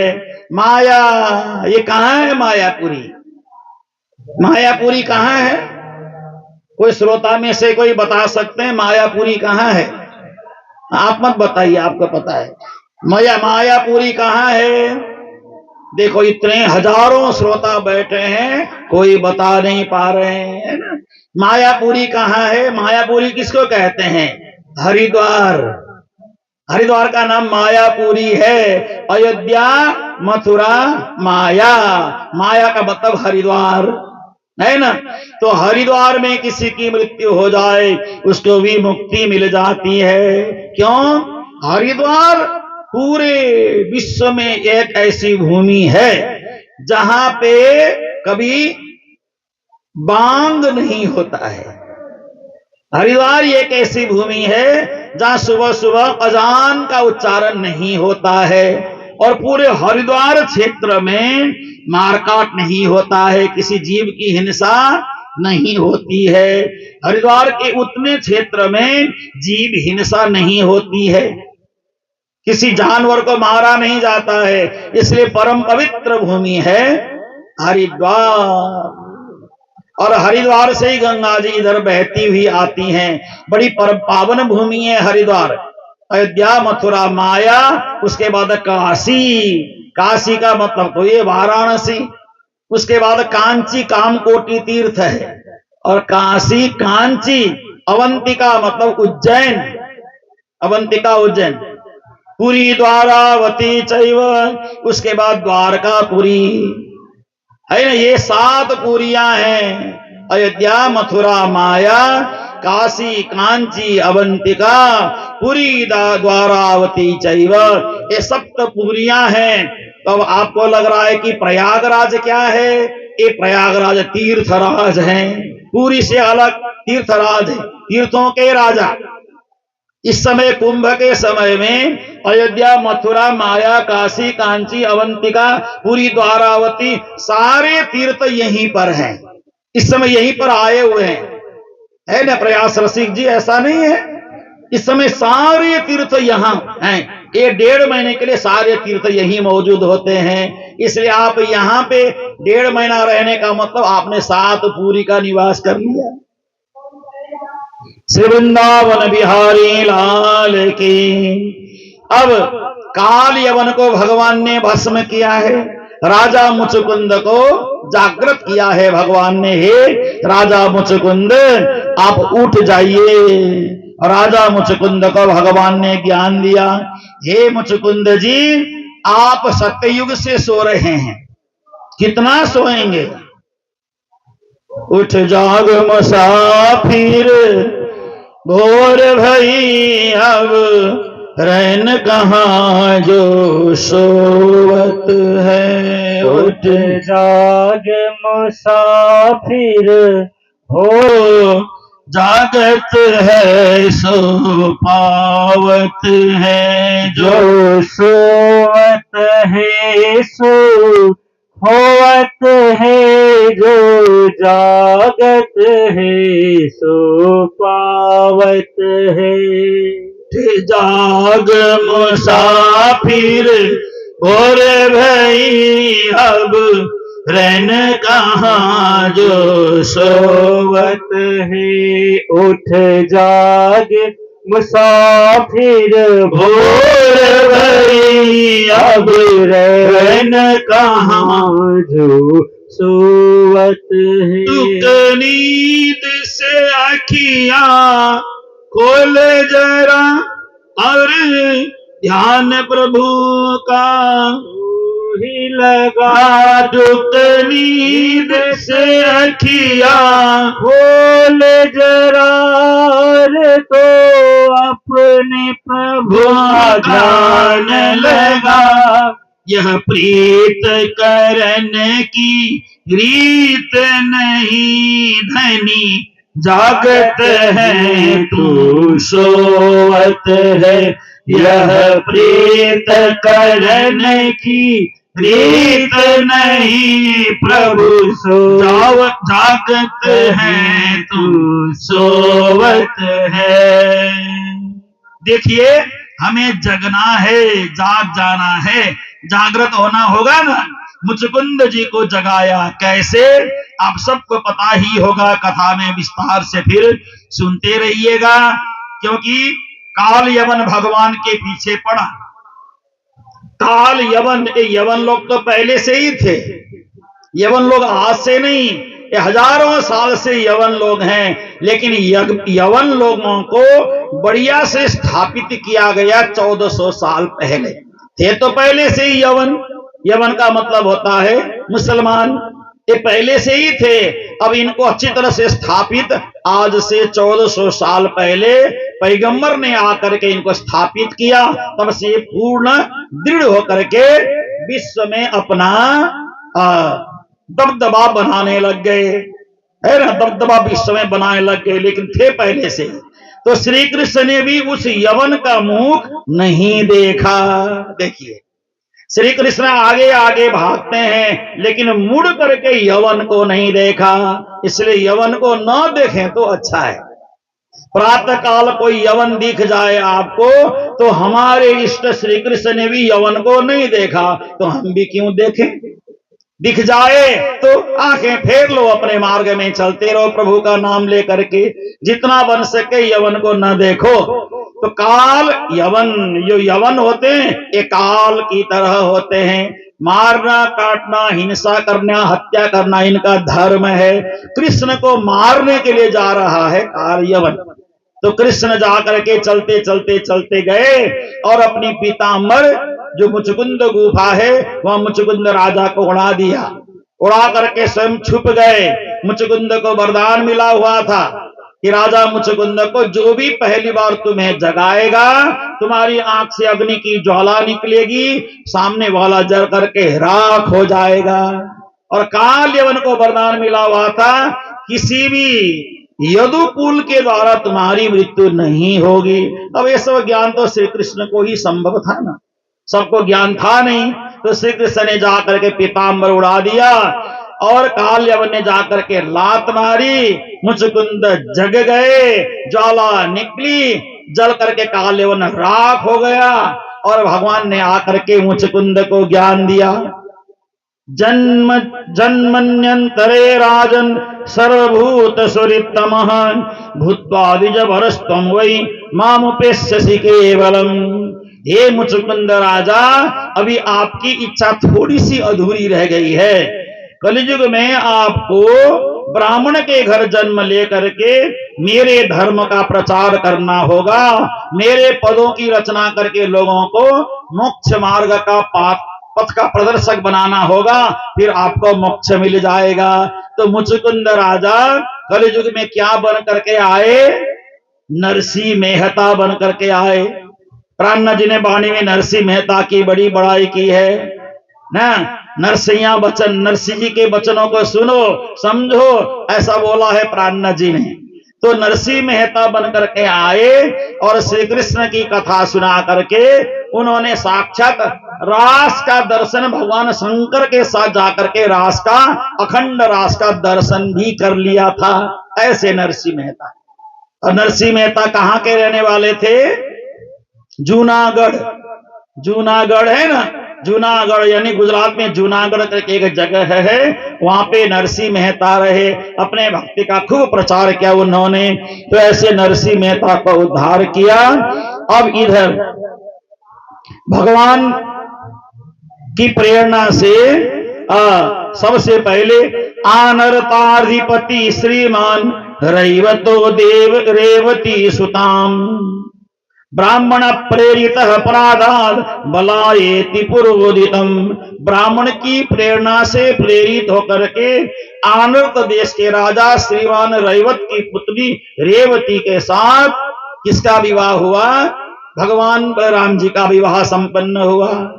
तो रेवती कितनी लंबी थी? 21 हाथ लंबी। ऐसे 21 हाथ लंबी थी रेवती, बहुत लंबी थी। और बलराम जी कितने थे? 7 हाथ। 14 हाथ लंबी पत्नी, और पति तो गिट्ठा हो गया ना, बहुत छोटा। तो बलराम जी ने रेवती के कंधे में हल रखा, हल से खींच करके अपने बराबर बनाया। अपने बराबर बनाने के बाद फिर लोगों ने कहा बराबर मत रखिए और थोड़ी छोटी बनाइए। तो फिर और थोड़ी छोटी बना करके अपने कंधे के बराबर रेवती जी को लाया और धूमधाम से पाणी ग्रहण संस्कार हो गया।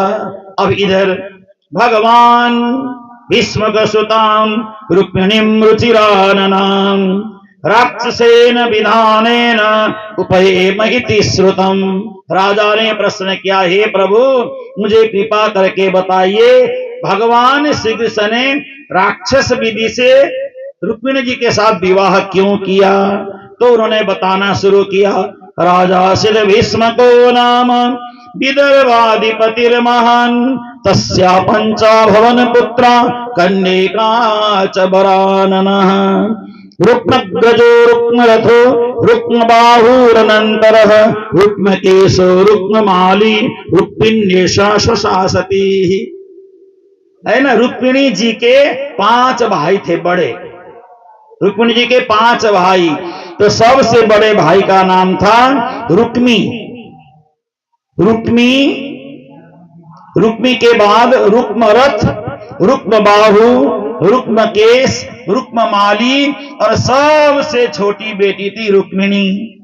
सभी का एक ही प्रकार का नाम था। तो रुक्मिणी मैया का विवाह अभी हुआ नहीं था। एक दिन नारद जी महाराज चले गए, नारद जी को हाथ दिखाया, हाथ दिखाने पर नारद जी समझ गए कि इनका विवाह श्री कृष्ण के साथ होना ही निश्चित है। और एक ब्राह्मण देवता को बुला करके पत्र दे करके भेजा, द्वारिका नाथ के बाद पत्र लेकर के जाओ। श्रुत्वा गुणान् भुवन सुंदर शृण्वतां ते निर्विश्य कर्ण विवरै हरतोंगतापम् रूपम दृशां दृशिमताम् अखिलार्थ लाभम तय्यच्युता विशति चित्तम पत्रपम् कात्वा मुकुन्द महति कुलशील रूपः विद्यावयो द्रविण धाम विरात्मतुल्यम् धीरा पतिम कुलवती न वृणीत कन्या काले नृसिंह नरलोक मनोभिरामम् तन्मे भवान् खलु वृतः पतिरंग जाया मात्मार्पितश्च भवतुत्र विभो विदेहि मा वीर भाग मविमर्शतु चैत्यारा गोमायुवन मृगपतेर बलिवंबुजाक्षः। रुक्मिणी जी ने पत्र में लिख करके भेजा, हे आर्यपुत्र अभी नाम नहीं लिख सकते है ना, अभी तो विवाह हुआ ही नहीं है, वैसे भी पति का नाम लिया नहीं जाता है ना, है ना, पति का नाम लेते नहीं है। पति को क्या बोलते हैं? ए जी, ओ जी, लो जी, सुनो जी, है ना, कोई ऐसे यही शब्द आता है, ए जी, ओ जी, लो जी, सुनो जी, यही तो होते 4 शब्द है, होता है नहीं होता है, यही होता है ना, लो जी, ए जी, ओ जी, सुनते हो जी, चाय पी लो जी, बस ऐसे तो होता है ना। कभी कभार ज्यादा ही बोलना पड़े तो बड़ी बेटी या बड़ा बेटा जो होगा उसके नाम से पुकारेंगे, फलाने का बाप, है ना, फलाने के पिताजी, आज तो आए ही नहीं फलाने के पिताजी, लेकिन पति का नाम लिया नहीं जाता है। पति का नाम नहीं लेना चाहिए, गुरु का संत का नाम भी नहीं लेना चाहिए, है ना। नाम लेना पड़े तो सम्मान के साथ, है ना, अपने गुरु का नाम सम्मान के साथ लेना चाहिए। मैं मंच में लगभग संतों का नाम बहुत कम लेता हूं। आचार्य महाराज श्री बोलता हूं, आचार्य महाराज श्री जामनगर, आचार्य महाराज श्री सूरत, ऐसे बोलता हूं, क्योंकि हमारे आचार्य हैं, उनका खड़ा खड़ा नाम लेना अच्छा नहीं लगता है। पूज्य गुरु महाराज बोलने से मेरे गुरु जी आ गए कालिम्पोंग, है ना, तो इस तरह से गुरु का नाम लिए बगैर, गुरु का नाम लेने से शास्त्र में लिखा है, कभी जीवन में गलती से अपने गुरु का नाम लिया तो आपने उस समय तक, उस उम्र तक, जिस समय आपने नाम लिया, जन्म से लेकर के तब तक जितना भी आपने पुण्य कर्म किया या भक्ति कर्म किया तत्काल जल करके राख हो जाते हैं। बताओ, शास्त्रों की बात है ये, महाभारत में प्रसंग आता है ना। अगर आपने नाम लिया गुरु का खड़े खड़े, तो तब तक, उस सेकेंड तक जितना आपने पुण्य कर्म, भक्ति कर्म, पाठ पूजा जो भी किया तत्काल सब कुछ खत्म हो जाता है, फिर नए सिरे से आपको प्रारंभ करना होगा।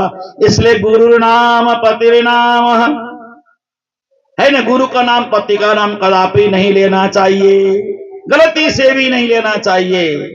अगर पूछे कि गुरु जी का नाम क्या है तो फलानी जगह के है ना, वो मेरे गुरु जी है। जिसकानी जगह रहते हैं ना, संभालते हैं, वही मेरे गुरु जी है। कुछ कुछ घुमा फिरा करके नाम बता दे, लेकिन नाम का उच्चारण कदापि न करें। गुरु नाम पतिर नाम, और अपने ससुर का नाम भी नहीं लेना चाहिए। इनके पिताजी हो तो गए, ये आएंगे ना, फिर आपको अपने मेरे ससुर जी का नाम बता देंगे। मैं तो नहीं बता सकती, नहीं बता सकता। तो आजकल तो फ्रेंडशिप जैसा हो गया ना पति पत्नी में, ज्यादा खड़े खड़े नाम लेके बुला लेते हैं, खड़े खड़े नाम ले, ऐसा नहीं करना चाहिए। ये शास्त्रों की बात है, मर्यादा की बात है। शास्त्रों की मर्यादा कौन बनाएगा? हम सनातनी हिंदू ही तो बनाएंगे, है ना। सनातनियों को ही तो शास्त्र की मर्यादा बनाना है, और हम सनातनी हैं। सनातन विचारधारा में हमें रहना चाहिए, यही हमारी परंपरा है। तो उन्हें नाम ने लिया, हे आर्य पुत्र, ऐसा लिखा। आर्य का मतलब ससुर जी, और ससुर जी के पुत्र यानी श्री कृष्ण। हे आर्य पुत्र, मैंने सुना है आपके अंदर सभी प्रकार के सद्गुण हैं, क्योंकि आप विद्या में, उम्र में, धन में, घर में, और कुल है, शील है, रूप है, सब में आप परिपूर्ण हैं। तो मेरा विवाह आपसे ही होना चाहिए। पत्र मिला, सुदेव नाम करके ब्राह्मण के हाथ में पत्र भेजा। तो सुदेव नाम करके ब्राह्मण पत्र का जवाब तो क्या लाना, श्री कृष्ण को ही लेके आ गए साथ में। श्री कृष्ण को साथ में लेके आ गए, और श्री कृष्ण को साथ में लाके भीष्म जी महाराज ने एक अलग जगह पे उनको बैठने की जगह दे दी, और सुदेव ब्राह्मण निकल पड़े अपने घर की ओर। तो ऊपर से रुक्मिणी जी नीचे देख रही थी, ब्राह्मण देवता कब आएंगे और मुझे समाचार देंगे। आजकल तो मोबाइल में 1 सेकेंड नहीं लगता समाचार देने में, यस और नो बता दो, यस और नो, है ना। अब तब तो ये था नहीं, तब तो व्यवहार के द्वारा जताया जाता था सारा काम। तो ब्राह्मण देवता जब निकल पड़े, रुक्मिणी जी ने ऊपर से देखा ब्राह्मण देवता को, इशारा किया, ले आए, मुरली वाले को ले आए, इशारा किया ऊपर से। तो ब्राह्मण देवता ने कहा, हाँ मैं उनके साथ ही आया हूं, उनको लेके मैं आया हूं। तो उस समय रुक्मिणी मैया ने ऐसे बड़े श्रद्धा से ब्राह्मण देवता को हाथ जोड़ दिया, ऐसे हाथ जोड़ दिया। तो ब्राह्मण देवता दुखी हो गए, ऊपर से कुछ गले का हार नीचे गिरा देते, कोई आभूषण गिरा देते ऊपर से महल से, लेकिन ये हाथ जोड़ दिया, हाथ जोड़ के काम हो गया। इतना बड़ा काम किया, कितने दिन लगे मुझे द्वारिका पहुंचने में, पत्र देने में, कृष्ण को लेके आने में, और ये तो मैं तो बैरंग का बैरंग ही रह गया, कुछ नहीं मिला।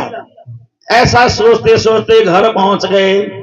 जैसे घर पहुंच गए तो दरवाजा बंद करके दरवाजे के बाहर ब्राह्मण देवता की पत्नी खड़ी थी। ब्राह्मण देवता की पत्नी ने कहा, हे पतिदेव, आपको अंदर आना मना है। तो ब्राह्मण देवता ने, सुदेव नाम करके ब्राह्मण ने सोचा मैं कुछ भी लेके नहीं आया, इसलिए पत्नी मेरे से नाराज हो गई। कहा, हे देवी, हे भगवती, आज नहीं मिला तो शादी में मिल जाएगा, परेशान क्यों होती हो? नहीं नहीं, आपको यहाँ बाहर ही खड़े रहना है, आपको बाहर ही खड़े रहना है, चाहे आप 4 बंदे लेके आए, उसके बाद आपको अंदर प्रवेश मिलेगा। ने कहा, क्यों 4 बंदे क्यों लाए? मेरी बात तो मान लीजिए, जाइए 4 बंदे ढूंढ के लाइए। तो ब्राह्मण देवता गए, 4 बंदे ढूंढ के लाए, ला करके फिर दरवाजा खोला तो अंदर पैर रखने के लिए भी जगह नहीं मिला, पैर रखने के लिए जगह नहीं मिला। 4 बंदों को लगा करके सारा सोना चांदी हीरे जवाहरात मोती माणिक्य सब उठा करके अलग से नहीं एक कमरे में रखा, तब जाकर के ब्राह्मण अंदर प्रवेश कर पाए। ये कैसे हुआ? ये इसलिए हुआ कि लक्ष्मी मैया ऐसे करती है तो कोई धन की कमी नहीं रहती है, जब ऐसे करेगी तो क्या कमी रहेगी? दोनों हाथ को जोड़ लेगी तो कोई कमी रहेगी? लक्ष्मी ने जिसको हाथ ऐसे जोड़ दिया उसको तो जन्म जन्मांतर का दारिद्र्य सब समाप्त हो जाता है।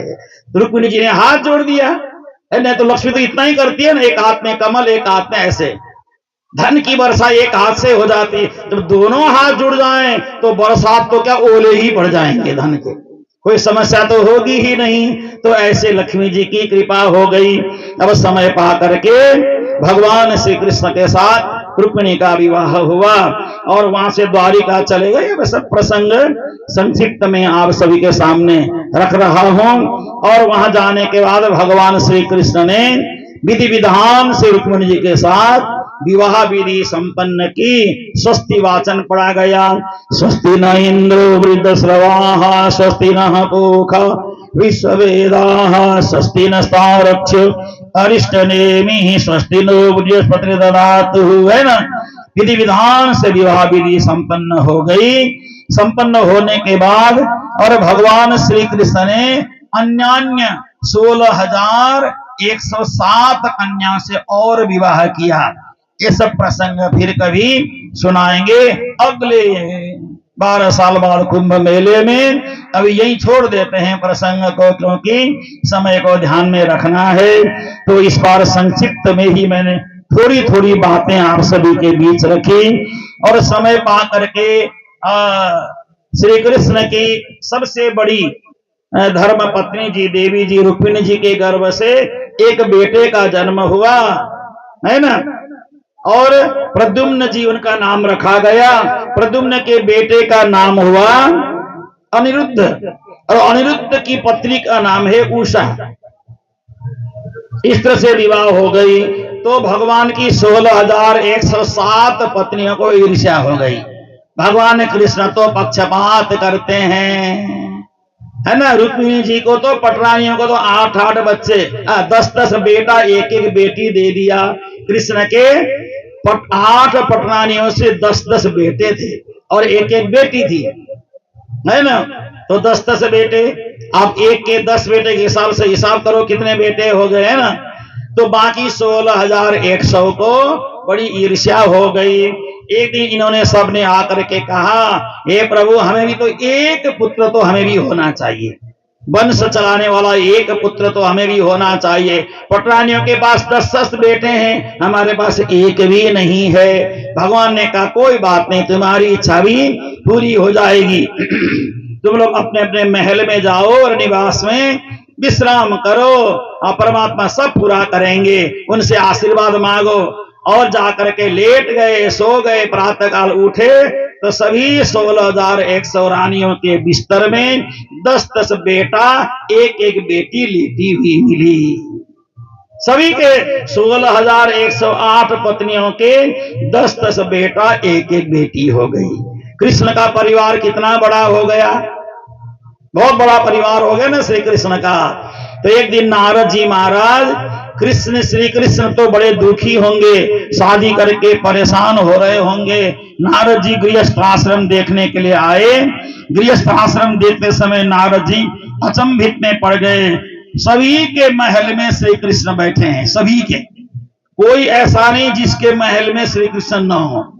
16,108 महल है, सभी महल में प्रत्येक रानी के पास श्री कृष्ण बैठ करके बातचीत कर रहे हैं।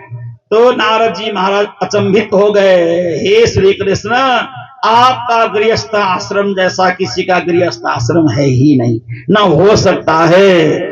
और ये सारा कार्य होने के बाद अब एक दिन समय पा करके सुदामा जी महाराज श्री कृष्ण के पास गए हैं, उनको वरदान दिया है, उनको भी द्वारिका जैसा ही महल बना के दे दिया। बड़े आनंद के साथ वहां रहने लगे सुदामा जी महाराज भी। तो प्रसंग को यहीं पर मैं विराम दे रहा हूं। प्रसंग बहुत है, अभी 11 स्कंद की कथा भी है, 12 स्कंद की कथा भी है, लेकिन मैं इन सब पर ज्यादा विस्तार अभी नहीं करूंगा। प्रसंग को यहीं पर विराम दूंगा, क्योंकि मेरा जो 12:30 बजे तक मैंने कहा था मैं कर देता हूं। और आप सबको पता है, मैं कहीं भी कथा करता हूं तो 20 मिनट 15 मिनट पहले छोड़ने की मेरी आदत है ना।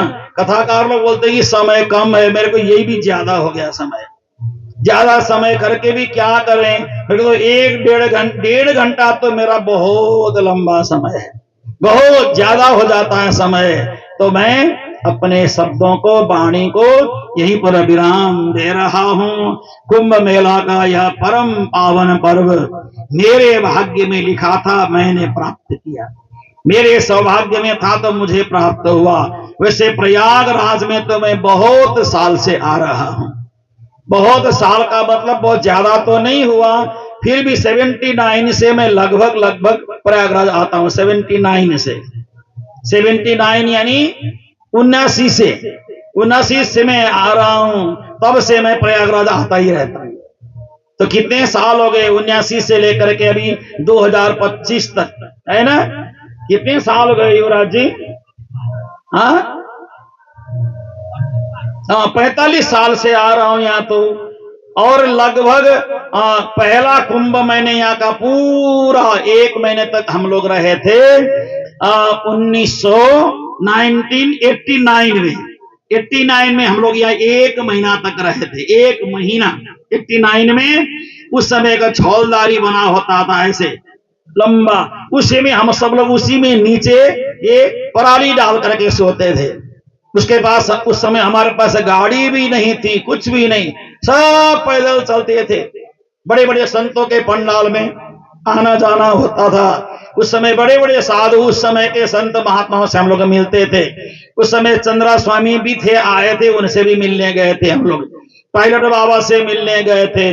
बड़े बड़े संतों से उस समय हम लोग मिलने जाते थे पैदल चल करके। उस समय राज्य को रख करके हम लोग भजन कीर्तन करते थे, तब भी करते थे, आज भी कर रहे हैं। देखो कितने साल हो गए कुंभ मेले में आते हुए हम लोगों को। तो हम तो बड़े सालों से कुंभ मेले में आते ही हैं। परमात्मा की कृपा बनी रहे और भी ऐसे सौभाग्य हम सबको मिलता रहे, आते रहें और आनंद लेते रहें। और ये परम सौभाग्य है कि मैं आ पाया और आप सबके अनंत अनंत देव वृंदों का यहाँ दर्शन होता है। अनंत अनंत बाबाओं का यहाँ दर्शन होता है। सभी बाबा सिद्ध हैं, सभी बाबा त्यागी हैं। हमें अपनी नजर, पवित्र नजर से संतों को देखना है। संतों में बुराई नहीं है, बुराई मेरे में हो सकता है। सभी संत अच्छे हैं, मैं बुरा हो सकता हूं कि मेरी दृष्टि गलत हो देखने का, इसलिए बुराई मेरे में हो सकती है। सभी संतों का दर्शन और इस भूमि में रहने का सौभाग्य एक पूर्व जन्म के अनेकों जन्मों के संस्कार का फल प्राप्त होता है तो ही प्राप्त होता है।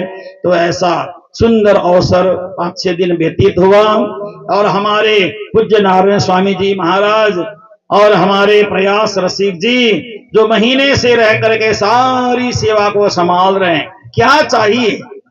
रहने के लिए बढ़िया स्थान है, बढ़िया भोजन मिल रहा है, आराम से बैठ करके प्रभु का भजन करना है, अपने से बने 2 शब्द लोगों को सुना देना है, बस इतना ही तो करना है।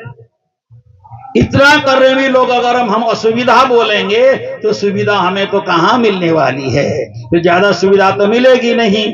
तो यही बड़ा आनंद है। और 1989 में हम लोग यहाँ रहे। हम लोगों ने एक दिन भी नागा किए बगैर, एक दिन भी नागा नहीं किए बगैर हमने एक सब्जी खाई थी। उस सब्जी का नाम है बैगन का रस। बैगन की सब्जी और उसमें पानी डाल के हम लोग खाते थे।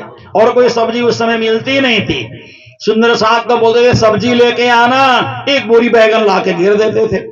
फिर हम लोग उसी बैगन को बनाया, मिर्च डाला, पानी डाला, उसमें रस भरा, खा लिया।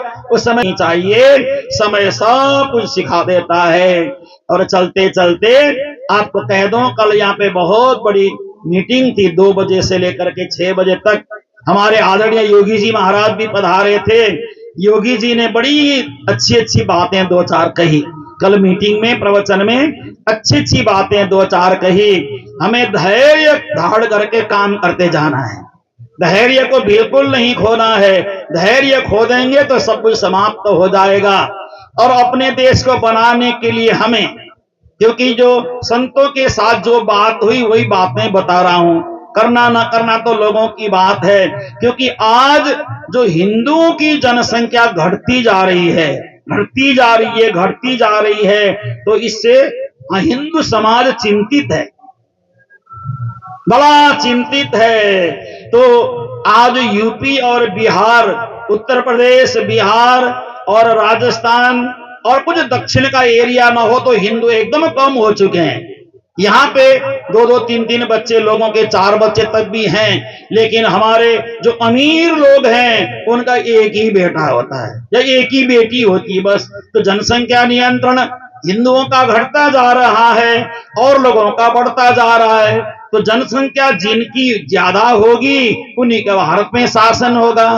तो कल पाकिस्तान से भाग करके जैसे भारत आए थे 1947 में, वैसी दुर्दशा हिंदुओं की ना हो।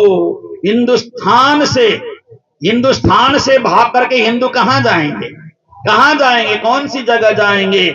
इसलिए कल हमारे संत लोग कह रहे थे पंजा नहीं, पंजे से काम नहीं करना है, ये पंजे ने तो हमें बहुत रुला दिया है। अब पंजा छोड़ करके हनुमान की गदा बनाना है और गदा से ही प्रहार करने वाला काम करना है। पंजे का प्रहार तो मिट सकता है, गदे का प्रहार से टूट सकता है।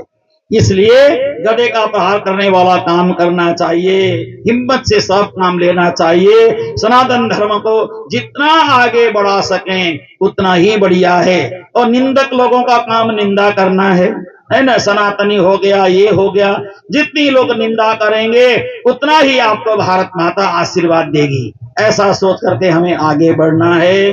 तो बहुत अच्छी तरह से यहाँ पे 5-6 दिन रहे और हमारे पूज्य नारायण स्वामी जी महाराज और सब यहाँ जो भी सेवा में लगे हैं दिन रात, स्वयं हार्ट के पेशेंट हैं, फिर भी देखिए यहाँ बैठ करके सेवा कर रहे हैं। और हमारी आदरणीय बहन गीतांजलि जी बहुत पढ़ी लिखी हैं, गीतांजलि जी बहुत पढ़ी लिखी हैं, बहुत जानकारी है, फिर भी दिन रात एक करके यहाँ बैठ करके सेवा में लगी हुई हैं। इसी तरह से हमारे डॉक्टर जायसवाल जी बड़े विद्वान हैं, पीएचडी कर रखी है, फिर भी यहाँ सेवा में लगे हुए हैं। तो बाहर से लोग आए, यहाँ आकर के 1-1, 1.5 महीना सेवा करें तो हमारे स्थानीय लोग क्यों नहीं कर सकते हैं। हमारे स्थानीय लोग तो कोई है ही नहीं, 2 ही जने यहाँ पे हम देखते हैं, बस दोनों पति पत्नी रहते हैं, सेवा कर रहे हैं, बाकी सब अपने अपने घर में मस्त हैं। हमने व्यवस्था कर दिया है, अब जाइए, बस इतना ही जवाब हमें मिलता है। तो मैं स्थानीय प्रयागराज के लोगों को भी प्रार्थना करूंगा, जो समय बाहर के जैसे हम लोग आकर के यहाँ लगाते हैं, ऐसे स्थानीय लोग भी यहाँ समय लगाएं। महत्ता किन की बढ़ रही है? प्रयागराज वालों की है ना, प्रयागराज वालों की महत्ता बढ़ती है ना। इसलिए स्थानीय लोगों का भी तन मन धन का सहयोग होना चाहिए, जिससे हम सब प्रसन्न हैं, आनंदित हैं। तो सभी यहाँ स्थानीय हमारे पूज्य स्वामी जी और हमारे प्रयास रसिक जी जो भी यहाँ पे कार्यकर्ता हैं, गीतांजलि जी और हमारे जायसवाल जी, सबको बहुत बहुत धन्यवाद देते हुए, आप सबके सेवा के पात्र तो हम हैं नहीं, लेकिन इस सेवा फिर भी हमने ले ही लिया, इसलिए सबसे क्षमा याचना करते हुए अपने वाणी को विराम दे रहा हूँ। हमारे पूज्य नारायण स्वामी जी महाराज 2 शब्द बोलेंगे, उसके बाद यहाँ पे चंदन बंदन लिफाफा देने का काम होगा बढ़िया, उसमें आप हम सब शामिल हो जाएंगे। श्री कृष्ण कन्हैया लाल की जय, श्री निजानंद स्वामी की जय, श्री प्राणनाथ जी महाराज की जय, श्री सदगुरु महाराज की जय, गौ माता की, भारत माता की, शुद्ध सनातन हिंदू धर्म की, प्रयाग की, भारत के संतों की, भारत के भक्तों की, सब कल्पवासियों की, सब संत महात्मा की। तो आज मध्याह्न से हमारी बहन आराधना किशोरी जी की सुंदर भागवत कथा यहाँ पे होगी। जैसे अभी खचाखच आप सबका पंडाल भरा है, ऐसे ही पंडाल खचाखच भरा रहे, ताकि कथा करने में आनंद आ जाए। श्री सदगुरु महाराज की जय। सदगुरु महाराज के, प्राणनाथ प्यारे के, जिनके मुखारविंद से 7 दिन पर्यंत हम लोगों ने श्रीमद् भागवत कथा, कृष्ण कथा श्रवण की। अब संख्या होना न होना अलग बात है तीर्थ में, और हम लोग इसको तीर्थ में कथा सुनने का सौभाग्य मिला है। और रही बात यहाँ समग्र तीर्थ, यहाँ सारी सप्तमुखदायिनी पुरियां उपस्थित हैं। देव यक्ष किन्नर सकल यहाँ आकर के पहरादारी कर रहे हैं। अनंत अनंत जो भक्तगण कुंभ स्नान के साथ में कथा में एकत्रित है। तो मैं तो क्या सोचता हूं कि कुंभ में कथा करने का सौभाग्य उसी को मिलता है। जैसे महात्मा जी ने कहा, जन्मांतरे भवेत पुण्यम तदा भागवतम लवेत। जन्म जन्मों के पुण्य से ही मिलता है। और हम सब भाग्यशाली हैं। और आप एक दिन रहिए, 2 दिन रहिए, ये अमृत कुंड है। अमृत में तो पूरी डुबकी, जो नदी में ही अमृत के जो कुंड में ही डुबकी मारे तो भी अमर होना है, गिलास में डाल करके पिए तो भी अमर होना है, और एक बूंद जीभ से चाटे तो भी अमर होना है। हम लोगों ने कुंभ मनाया और कुंभ नगरी में प्रयागराज में कथा सुनने का सौभाग्य मिला। हम सब भाग्यशाली हैं, इसमें शंका का स्थान नहीं है। पूर्व जन्म में कोई पुण्य किया होगा। मैं तो अपने को बहुत भाग्यशाली मानता हूं कि परमात्मा ने इस कुंभ के लिए मुझे योग्य ठाना और जवाबदारी उन्हें स्वीकार दिया। जवाबदारी परमात्मा राज जी ने दिया और मैंने स्वीकार किया। मैंने भी कुछ पुण्य किया होगा। लोग 2 दिन आते हैं, 1 दिन आते हैं। हम लोग 17 तारीख से यहाँ है शुरुआत से, और सारा पूर्ण करके जाएंगे, खूब पुण्य लेकर के जाएंगे। हमें खुशी है कि पूज्य स्वामी जी जैसे विद्वान आपने अति व्यस्त होते हुए भी इस कुंभ के लिए, कुंभ कथा के लिए आपने समय दिया। हम लोग आभारी रहेंगे। और कृष्ण प्रणामी विश्व परिषद द्वारा संचालित कृष्ण प्रणामी धर्म संगम में आपका स्वागत है। और जभी जभी इस कुंभ को आपकी जरूर होगी, आप नहा नहीं कहेंगे और इस बात को सहस्त्र स्वीकार करके पुनः आप पधारेंगे। पूज्य स्वामी जी आप बहुत बड़े विद्वान हैं और प्रणामी धर्म के टॉप 10 विद्वानों में आपका नाम है। आपकी विद्वता सब जगह गुंज कर रही है और अपनी विद्वता को चारों ओर फैलाएं। विद्वता की जो पताकाएं पूरे देश देशांतर में फैले और आप राष्ट्र संत के साथ में परम हितकारी संत बन करके अपने कार्य को पूर्ण करें। और आज आप कथा को विराम दे रहे हैं और साथ में भाई प्रकाश, इन्होंने कोरोना के समय में बहुत बड़ा काम किया। कौन सा मीडिया था? प्रणामी मीडिया और जूम, क्या बोलते थे ना, जूम करके देखना बोले, जूम से। उस समय हम लोग बड़े दुखी थे। मैं तो नहीं था। क्यों नहीं था? कि पीताम्बरपीठ धाम आसाम, वहां पे बहुत ज्यादा फैक्ट्री वगैरह नहीं है, पोल्यूशन रहित है और इतना ऑक्सीजन है। मैं गौरव के साथ में बोलता हूं, बड़ी दुख की बात है कि इतनी बड़ी कोरोना के कार्यक्रम में एक भी हमारे गांव में कोरोना से एक आदमी भी नहीं मरा। मैं सोचता था, हाँ, दुखी होकर कर रहा हूं, क्योंकि मैं सोचता था कोई तो मरे, कोई तो मरे। लोग बोलते वहां मर रहे, वहां मर रहे, वहां मर रहे, वो मरा, वो मरा, वो मरा बोलते हैं। मैं सोचता था साला कौन मरेगा? कोई नहीं मरा। क्यों नहीं मरा? वह पोल्यूशन नहीं है, ऑक्सीजन बहुत है, पवित्र बादल जो है कि पवन है, तो इस कारण से। और लेकिन लोग दुखी थे। हमारे यहाँ में मंदिर का गेट बंद किया ही नहीं, आओ दर्शन करो, कोई बात नहीं। लोग बोलते महाराज मर जाओगे, मर जाएंगे तो धाम में ही जाएंगे ना, क्या चिंता है, राज्य के पास में जाएंगे ना, कोई बात नहीं। तो पूरे कोरोना काल में विश्व में एकमात्र प्रणामी मंदिर ऐसा था पीताम्बरपीठ। बड़े बड़े धाम का दरवाजा बंद करना पड़ा, नहीं आना लिखना पड़ा। हमने कभी नहीं लिखा प्रयास से, आओ दर्शन करो और जाकर आरती पूजा बंद नहीं की और सब जगह वितक बंद हो गए। लेकिन पीताम्बरपीठ धाम ने पूरा महीना मैंने 32 दिन कथा की डंके के चोट में और धाम धूम से पूर्णाहुति किया। तो कहने का मतलब उस समय इन्होंने जो काम किया, गुरुओं से जोड़ने का काम किया। उस समय क्या होता पता है? कोई आया तो काहे को मरा, यहाँ क्या कोरोना लेके आया होगा, क्यों आया, ऐसा होता था ना, आपको भी होता था, मुझे भी होता था, बोलते लोग। तो उस समय इन्होंने जो सुंदर सा विचलित थे, कार्यक्रम नहीं थे, कहीं जा नहीं सकते थे, किसी से मिल नहीं सकते थे और घर में बैठ करके गंगा बहाने का काम किया, इसलिए इनको मैं बहुत मानता हूं। तो उनका गर्दन दुखने लग गया था, तब में काफी दवा करके ठीक हो गए। तो प्रकाश जी और हमारी टीम तो है ही है, तो हम तो एक ही परिवार के हैं। तो पूज्य स्वामी जी को पुनः प्रणाम करते हुए आपका इस कार्यक्रम का हम नोट लेंगे, हमेशा याद रखेंगे। और कथा तो चलती है, आज आप विराम लेंगे और अनुराधा जी शाम से प्रिय चालू करेंगे, फिर दूसरे आएंगे। तो घाट है और हजारों जो नाव चलते जाते हैं, यात्री आते जाते हैं उतरते हैं, लेकिन नाविक तो यही रहेगा। हम लोग 4 नाविक हैं, हम लोग यही रहने वाले, आने वाले जाते रहेंगे, जाते रहेंगे, हम लोग यही रहेंगे, है? तो ठीक है स्वामी जी, अब ज्यादा ना कहते हुए मेरे 2 शब्दों को यही विराम देता हूँ। आप बड़े रईस घर के हैं, आपका सुंदर आश्रम है, लेकिन असुविधा होते हुए आपने सहस्त्र स्वीकार करके जो है कि 5-7 दिन तक रहे, इसके लिए मैं बहुत खुश हूँ। इस बात को मैं हमेशा ध्यान रखूंगा कि आप हमारे साथ में 7 दिन बिताना हुआ।